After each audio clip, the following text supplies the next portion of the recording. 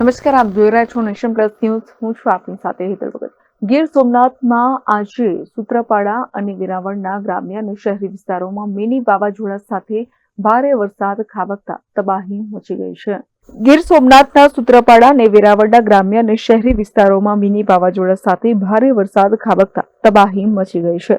અનેક વિસ્તારોમાં મકાનોની છત, વીજપોલ અને તોતિંગ વૃક્ષો ધરાશાયી થયા છે, તો વેરાવળના ઈશ્વરિયા અને ઇન્દ્રોઈ ગામે અનેક વૃક્ષો અને વીજપોલો ધરાશાયી થયા છે, તો અનેક જગ્યા પર કાચા અને પાકા મકાનો ક્ષતિગ્રસ્ત થયા છે. તો પ્રભાસ પાટણ શહેરની મુખ્ય બજારમાં પણ વૃક્ષો ધરાશાયી થયા છે, જેના કારણે રસ્તાઓ બ્લોક થયા હતા.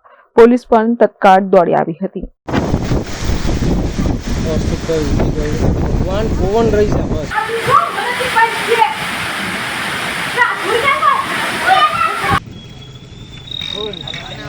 Mahesh Dodiya, Nation plus news, Gir Somnath. સમાચારોના સતત અપડેટ મેળવવા માટે અમારી નેશન પ્લસ ન્યૂઝની યુટ્યુબ ચેનલને સબસ્ક્રાઇબ કરો, બેલ આઇકન દબાવો અને જોડાયેલા રહો ફેસબુક, ઇન્સ્ટાગ્રામ અને ટ્વિટર પર.